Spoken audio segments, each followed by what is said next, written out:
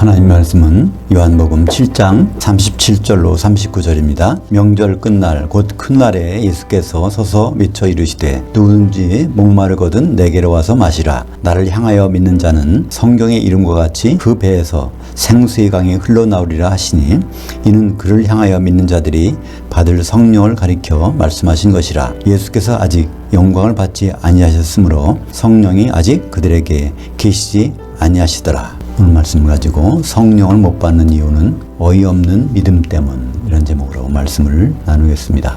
많은 분들이 거듭나는 것은 성령으로 된다고 생각하고 있습니다. 그러나 거듭남은 성령으로 되는 것이 아니라 하나님 아버지의 긍휼하심으로 되는 것입니다. 베드로전서 1장 3절에 그렇게 기록되어 있죠. 그렇다면 성령은 언제 필요할까요? 주님이 재림하실 때 성도들이 여럿이는데 그 성도들이 하나 되기 위해서는 반드시 이 성령이 필요한 것입니다. 장막절 때는 전통이 있었습니다. 매일 실로암 연못에 가서 황금 주전자로 물을 떠다가 성전 제단에다가 붓는 행사가 있었습니다. 그래서 장막절 기간 동안에는 물축제라고 하는 그런 축제가 있었죠. 근데 마지막 8일째는 물을 길어서 붓는 것이 아니라 이스라엘 온 남자들이, 물론 제사장들이겠죠, 제단에 돌면서 시편의 호산나 찬송을 불렀습니다. 그 시편 118편 25절이죠. 여호와여 구하옵나니 이제 구원하소서. 여호와여 우리가 구하옵나니 이제 형통케 하소서 하는 호산나 찬송이 있는데요. 이 찬송을 어디서 본 기억이 나죠? 들어본 기억이 나지 않습니까? 예수님이 6월절에 맞춰서 예루살렘에 올라간 적이 있었죠. 그때 사람들이 겉옷을 깔고 종려가지 들고 호산나 호산나 이런 찬송을 부르는 것을 기억합니다. 이것이 6월절에 부르는 찬송이 아니고요, 장막절에 부르는 찬송입니다. 그들이 잘못한 거죠. 착각하고 그러는 것이죠. 여기에 구원하소서라는 말이 호시아나, 호시아는 구원해 주소서 그런 뜻이고요. 나는 이제 지금 나오 그런 뜻입니다. 그래서 이제 붙여갖고 호산나 호산나 그러는데 호시아나, 그리고 거기 또한 형통케 하소서, 핫질야 나, 이렇게 해서 이 두 가지로 된 찬송을 불렀던 것입니다. 그들이 왜 이 장막절 때 이 찬송을 불렀을까요? 그동안 7일 동안에는 또 물을 갖다가 실로암에서 떠다가 거기다 붓고, 그들은 장막절에 하나님의 구원이 이르러서 다음 해까지 농사가 잘 될 비를 내려주기를 간구했던 것입니다. 그들은 하나님이 단비를 내려주셔서 우리가 풍성한 수확을 거둘 수 있게 해달라는 그런 생각으로 물축제를 하고 마지막 날에는 이렇게 호산나 찬송을 불렀던 것입니다. 근데 사실 실로암이라는 연못은 예루살렘 성전 그 북쪽에 기온섬에서 나는 그 물이죠. 그것은 특별한 의미가 있습니다. 히브리 말로 보내심을 받은 자라는 뜻입니다. 요한복음 9장 7절에 그 뜻이 나와 있습니다. 성경에 직접 실로암은 보내심을 받은 자라는 뜻이니라. 그래서 근데 예수님 자신이 실로암이십니다. 예수님은 아버지께로부터 보내주신 자라는 말을 성경에서 18번이나 하셨어요. 그러니까 예수님이야말로 실로암이십니다. 그러니까 이스라엘 백성들은 실로암 연못에 가서 계속 그 물을 떠다가 성전에 붓는 걸 하고 있는데 그들이 뭘 하고 있는지도 모르는 거예요. 근데 사실은 진짜 생명의 물이 있는 곳은 바로 예수님으로부터 나온다는 그것을 그들은 깨닫지 못했던 것입니다. 그래서 예수님은 특별히 장막절을 지키러 간 것이 아니라 장막절에 물축제하는 그들에게 진정한 진리를 말씀해 주기 위해서 명절 끝날 거기 가서 이 말씀을 하신 것입니다. 얼마나 예수님은 안타까우셨을까요? 백성들은 실로암 연못에 가서 황금주전자를 갖다 물을 떠다가 제단에다 붓고 있는 것을 실로암인 예수님은 못 알아보고 그 짓을 하고 있으니까, 그래서 참 안타까운 마음으로 이 말씀을 하셨습니다. 요한복음 7장 38절. 누구든지 목마르거든 내게로 와서 마시라. 나를 향하여 믿는 자는 그 성경의 이름과 같이 그 배에서 생수의 강들이 흘러나오리라. 여기에서 그 성경은 어느 부분일까요? 물론 출애굽기하고 신명기, 민수기를 보면 바울 쪽에서 거기서 물이 나오는 것이 있었죠. 출애굽해서 광야에 나온 백성들이 물이 없을 때 반석에서 물이 나오게 하는 그런 이적들을 못을 통해서 보여주셨습니다. 근데 그런 것들이 그게 무슨 의미인지 그것은 이사야서 48장 21절에 이렇게 기록하고 있습니다. 여호와께서 그들을 사막으로 통과하게 하시던 때에 그들이 목마르지 아니하게 하시되 그들을 위하여 바위에서 물이 흘러나오게 하시며 바위를 쪼개서 물이 솟아나게 하셨느니라. 그 바위를 쪼개서 거기 쪼갠 바위에서 물이 흘러나오게 하시는 그 말씀을 통해서 예수님이 이 말씀을 하시는 것입니다. 그 바위가 바로 난데 내가 쪼개지면 생수가 나올 거야. 그 말씀을 여기에서 예수님 직접 하신 것입니다. 이는 바로 그 뒤에 설명이 있습니다. 39절에 그는 그를 향하여 믿는 자들이 받을 성령을 가리켜 말씀하신 것이라. 근데 우리말에는 안타깝게도 향하여라는 말이 빠졌습니다. 그러니까 그 예수만 믿으면 그럼 성령이 임하는 거로. 그러니까 열심히 예수를 믿어야지. 성령 충만하기 위해서. 그렇게 생각할 수 있는데요. 예수님은 분명히 거기에 나를 향하여 믿는 자가 성령을 받게 된다고 말씀하고 있는 것입니다. 오늘 제목이 성령 못 받는 이유는 어이없는 믿음 때문이라고 되어 있죠. 이 어이없다는 말이 어디서 나왔을까요? 요즘 맷돌 보기가 힘든데 맷돌은 큰 돌 두 짝을 놓고 동그란 돌을 위에 돌을 돌려서 거기에다가 이제 곡식 같은 걸 넣으면 이렇게 갈리는 그런 것을 맷돌이라고 합니다. 근데 맷돌의 손잡이를 어이라고 합니다. 그래서 어이없다는 말은 맷돌이 무용지물이라는 말이에요. 아무리 맷돌을 큰 걸 갖다 놔도 그 손잡이가 없으면 아무 일을 할 수가 없는 거죠. 그래서 어이없다는 말이 바로 그 맷돌에 그 손잡이가 없다는 말에서 생긴 것인데, 예수님 오늘 말씀 중에도 바로 예수를 믿으면 성령을 받게 된다고 그러는데 이게 바로 어이가 없어진 거죠. 예수를 향하여 믿으면 성령을 받게 된다고 했는데, 그러니까 향하여란 말이 빠져버리니까. 그래서 오늘 어이없는 믿음 때문에 성령을 못 받는다는 제목이 나오게 됐습니다. 그래서 성령을 받으려면 반드시 예수님을 향하여 믿어야 됩니다. 향하여 믿는다는 것은 무슨 뜻일까요? 예수님이 움직이는 관역이란 뜻입니다. 예수님을 바라볼 때 예수님 저기 계시니까 십자가에 달리셨으니까 예수님을 바라봐야지. 그러면 예수님 볼 수가 없잖아요. 예수님은 십자가에 잠깐 달리셨어요.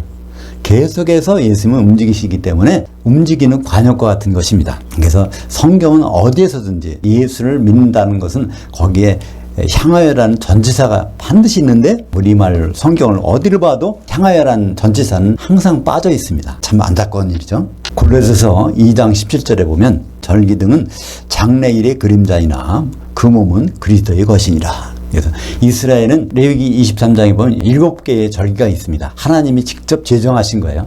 그 절기를 제정해 놓고 지키라고 했습니다. 근데 사실 골로새서 2장 17절에 보면 그거는 예수님의 하시는 그림자라는 것입니다. 6월절에 예수님이 무엇을 하셨지, 그 다음에 무교절에, 초곡절에, 오순절에, 그리고 나팔절, 속죄절, 장막절에 예수님이 무슨 일을 하실지를 미리 그림자로 보여주셨다는 것이죠.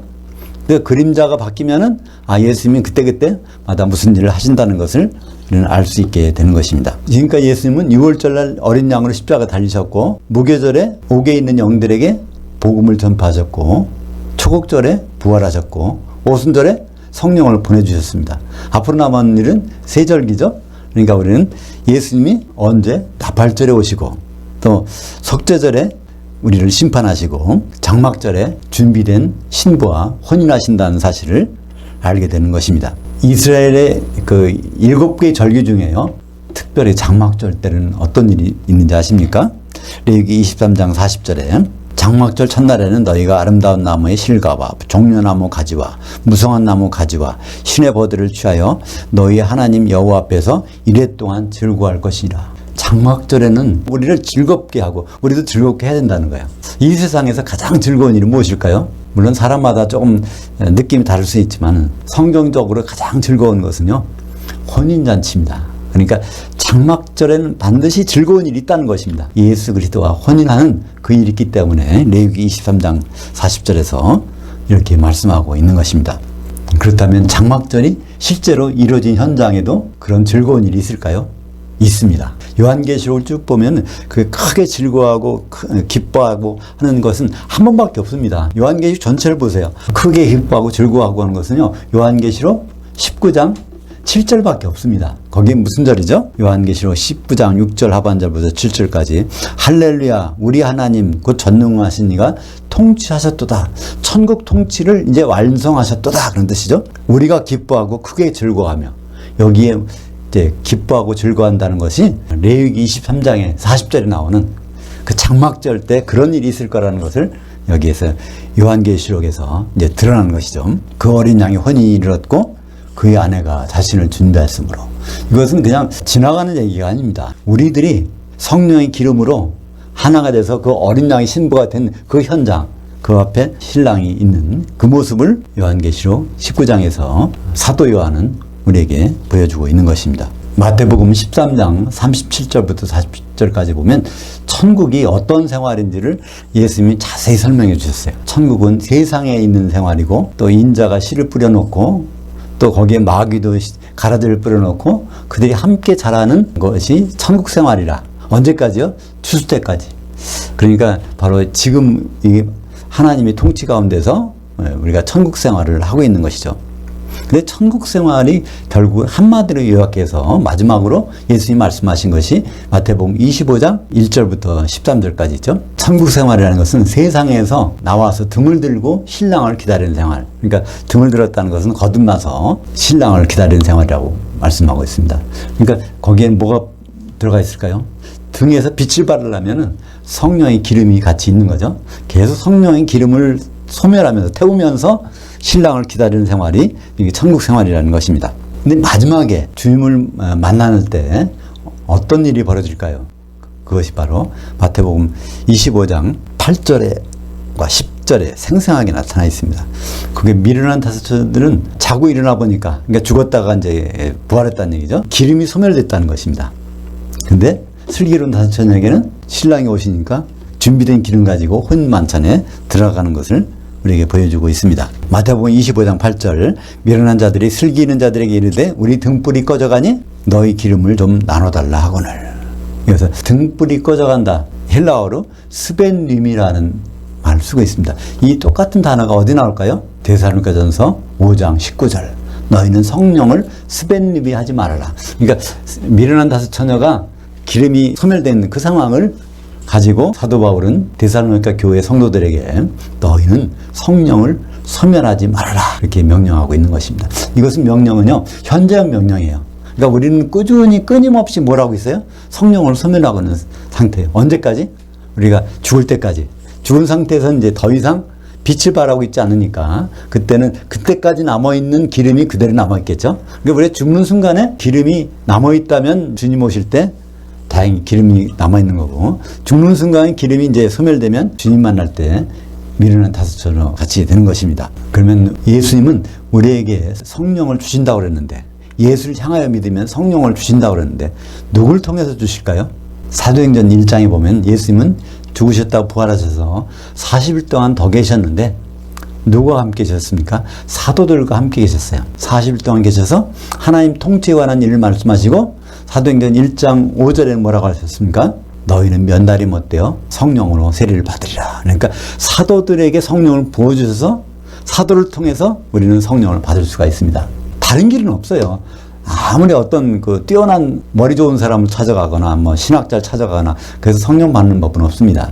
왜냐하면 예수님은 통로를 아주 일어나 있어요. 사도를 통해서만 성령을 주시기로 작정했습니다. 왜 그럴까요? 이사야서 48장 21절에 광야에서 반석을 깨서 거기서 나오는 생수를 준 것처럼 깨진 반석에서 생수를 주신다 그러는데 사도들은 바로 깨진 반석이라는 뜻입니다. 아포스톨로스라는 것은 깨트려서 설치했다는 뜻이거든요. 그러니까 예수님의 몸을 12조각 내서 설치한 것이 사도들인데 거기에서 성령이 나온다는 것입니다. 그러니까 성령은 사도들을 통하지 않고서는 우리가 받을 수가 없는 것입니다. 사도행전에 보면 성령 받는 장면이 크게 5군데에 나와요. 물론 더 다른 데도 있지만 사도행전 2장, 또 8장, 9장, 10장, 19장 이렇게 크게는 5번 나오는데요. 전부가 다 사도가 없으면 거기에 성령이 임한 것이 없는 것이죠. 더 쉬운 예는 어떤 걸까요? 오병이어의 이적을 생각해 보시면 예수님이 직접 떡과 물고기를 나눠준 적이 없습니다. 누굴 통해서? 12사도들을 통해서. 또 그 남은 거를 거둘 때도 12광주리에 12사도를 통해서 거뒀습니다. 그러니까 모든 예수님의 일들은요 사도들을 초월해서는 하시는 법이 없습니다. 지금은 사도가 누굴까요? 바로 신약성경입니다. 신약성경에 쪼개진 틈 하나하나 속에서 우리는 성령을 받을 수가 있는 것입니다. 결국은 예수님 앞에 가서 심판을 받습니다. 예외가 없어요. 근데 그 심판 기준을 보면 마태복음 25장 40절에 예수님이 그 왕이 대답하여 이르시되 내가 진실로 너에게 이르노니 너희가 여기 내 형제들, 이게 여기는 그리스도의 심판되고 내 형제들은 12사도입니다. 12사도 중에 지극히 작은 자 하나에게 한 것이 곧 내게 한 것이라 하시고, 그 양과 염소에 비유해서 심판하실 때 그 심판 기준이 여기 내 형제들 하나 중에 지극히 작은 자에게 한 것이 내가 심판하는 기준이라는 것입니다. 예수님 앞에 심판받을 때 우리는 어떤 생각이 들까요? 우리는 이 세상을 살면서 여러 가지 시험을 치르죠. 그때도 시험을 치른다는 것은 참 이렇게 기분 좋은 일만은 아닐 것입니다. 근데 준비가 철저히 된 사람은요, 기분이 너무 그때가 기다려져요. 우리가 우리를 사랑하신 주님, 우리를 구원하신 주님, 예수님을 지금 온다면 우리가 예수님께 어떻게 대접해 드릴까요? 아주 좋은 식당을 잡아서 거기 모시고 가서 대접해 드릴까요? 근데 예수님을 대접하는 방법을 예수님이 직접 말씀하셨습니다. 그러니까 사도들을 대접하는 일이면 그게 바로 예수님을 대접하는 일이고, 다시 말해서 신약 성경을 마태복음부터 요한계시록까지를 작은 부분까지 읽어본다면 예수님이 나를 대접한다는 것을 이렇게 인정해 주시다는 것입니다. 결국 우리는 사도들을 통해서 중매가 됐습니다. 예수님과 혼인하기로. 근데 사도들을 또 만나게 돼 있어요. 어디서 만날까요? 바로 심판한 자리에서 우리는 사도들을 만납니다. 마태복음 19장 28절, 세상이 새롭게 되어 인자가 자기 영광의 보좌에 앉을 때에 나를 따르던 너희도 12보좌에 앉아 이스라엘 12지파를 심판하리라. 그래서 우리는 어차피 12사도를 공중에서 만나게 되어 있습니다. 그러니까 마태복음 19장 28절의 내용이 마태복음 25장 31절부터 46절까지 나오는 양과 염소의 미외 그리스도의 심판대 그 자리입니다. 동일한 자리에서 그런 내용이 벌어지는 거죠. 마태복음 25장 31절부터 33절까지 보면 인자가 자기 영광으로 모든 천사와 함께 올 때 그 목자가 새끼 염소들 중에서 장사한 양들을 구분하는 것 같이 하여 그 양들은 그 오른편에 그 염소들은 그 왼편에 두리라. 한번 상상해 보실까요? 예수님 오셨는데 거기에 많은 무리가 있어요. 그 무리 중에 대부분은 뭐라고요? 거의 대부분이 새끼 염소라는 거예요. 모든 기독교인들이 모였는데 대부분 새끼 염소라는 것입니다. 그 중에서 가물에 콩나듯이 장성한 양이 이렇게 있다는 것입니다. 그 장성한 양이 누구라고요? 여기 있는 내 형제들, 사도들, 말씀을 조금이라도 본 사람, 그런 사람들은 그럼 몇 명밖에 안 된다는 거예요. 그걸 안 벗기 때문에 양으로 성장하다가 마지막 판에 새끼 염소로 변질된다는 것입니다. 곡식과 가라지 비유가 그죠?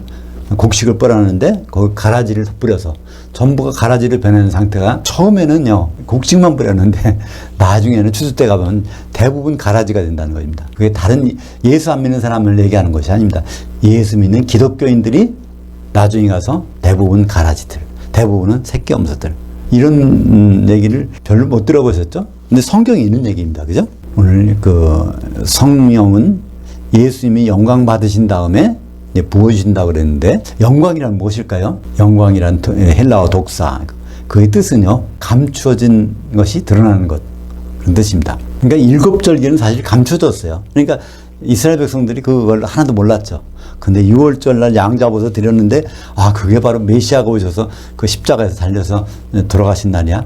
그렇게 감춰진 것이 들어가는, 그러니까 영광 크게 7가지가 있습니다. 물론 이외에도 다른 것이 있을 수 있지만 절기 하나하나가 바로 영광이 드러나는 시기입니다.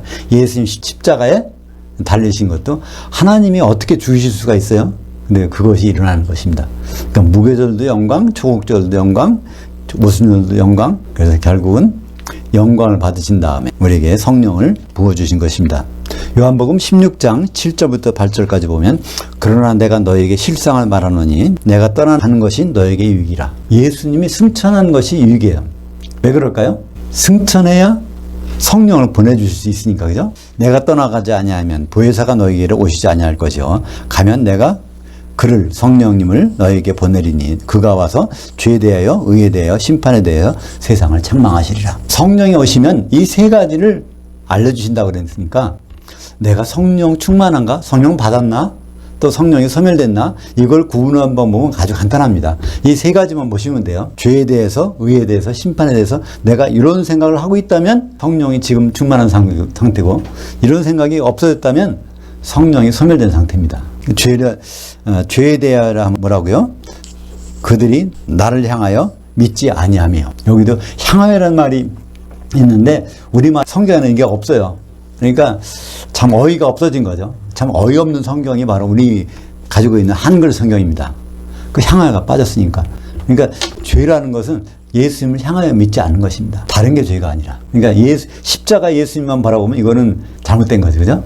예수를 향하여 믿지 않으니까. 그러니까 예수님이 지금 어디쯤 가고 있을까? 어디쯤 오고 계실까? 그것을 생각하지 않는 것이 바로 죄입니다. 그 의라는 건 뭐라고 했을까요?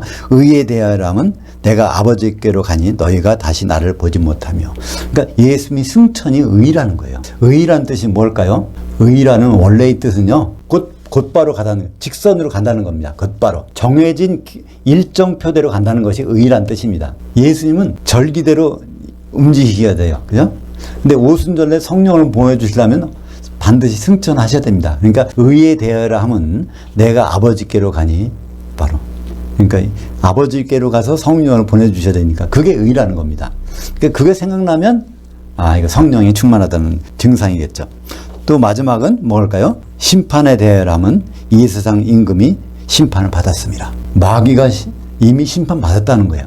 그러니까 앞으로는 마귀 심판할 일이 없다는 겁니다. 다시 말해서 누가 심판받는다는 거예요? 우리 기독교인들이. 그러니까 심판에 대하면 내가 기독교인들이 우리가 주님 앞에서 심판을 받아야지. 이것이 생각난다면 성령 충만한 사람이고 마귀 저렇게 나쁜 짓 하니까 마귀는 결국 심판받을 거야. 이것은 성령이 소멸된 사람이라는 뜻입니다.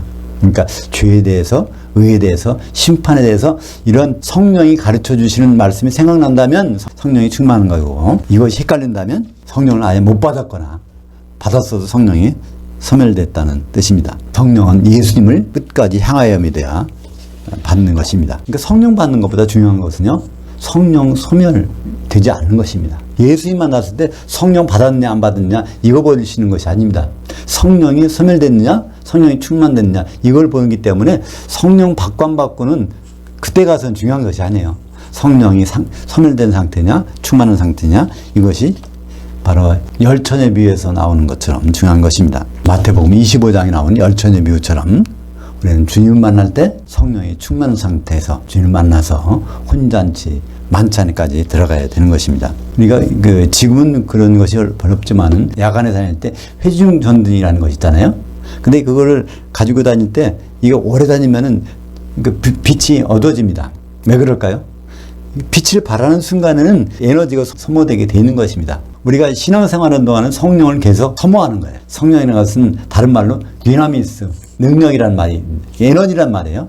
그러니까 그것을 끊임없이 소모하면서 하나님 앞에서 신앙생활을 하고 있는 거니까 우리가 신앙생활을 하고 있다는 자체는 끊임없이 성령을 소모하고 있는 것입니다. 그만큼 지속적으로 채워주지 않는다면 우리는 언제 소멸될지 몰라요. 제가 여러 번 말씀드리고 있지만은 꾸준히 사도들의 말씀을 날마다 조금씩이라도 읽으라고 하는 말씀은요, 우리가 날마다 조금씩 성령을 소모하고 있기 때문에 사도들의 말씀을 안 읽었다면 이제는 언젠가는 성령이 소멸된 상태에서 주님 만날 수가 있다는 말입니다. 예수님은 분명히 신랑으로 오십니다. 요한복음 3장 16절 하나님이 세상을 이처럼 사랑하사 독생자를 주셨으니 이는 그를 향하여 믿는 자마다 멸망하지 않고 영생을 얻게 하려 하심이라. 그러니까 멸망은 언제 당할까요? 기름이 소멸됐을 때. 영생은 기름이 충만하고 있을 때. 그러니까 우리는 예수님이 독생자로만 믿으면 안 됩니다. 예수님이 결국 신랑으로 오실 모습을 믿어야 성령의 충만을 유지할 수가 있는 것입니다. 십자가에 고정된 예수를 믿는다면 멸망이고 혼인할 신랑으로 향하여 믿는다면 그게 바로 주님과 천년을 같이 지내는 영생입니다. 우리는 예수님이 십자가 돌아가셨을 때 세 여자가 향품 사갖고 가서 무덤을 향하는 것을 볼 수 있습니다. 겉으로 보기에는 그 세 여자가 믿음이 있는 것 같지만 그들은 믿음이 전혀 없었습니다. 그들은 예수님의 일정을 전혀 생각하지 않았기 때문에 그런 것이죠. 예수님이 이렇게 말씀하셨어요.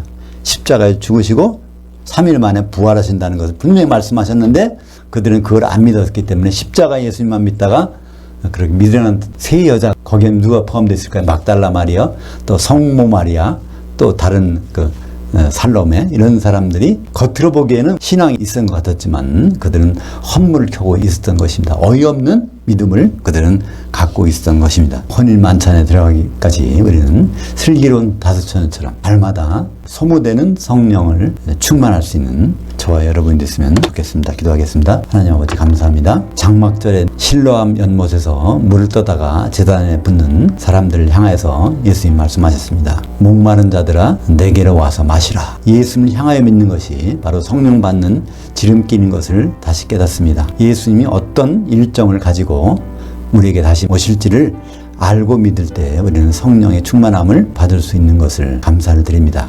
우리가 날마다 마태복음부터 요한계시록까지 있는 성령의 샘에서 생명수를 맞을 수 있도록 인도하여 주시옵소서. 예수님 이름으로 기도합니다. 아멘.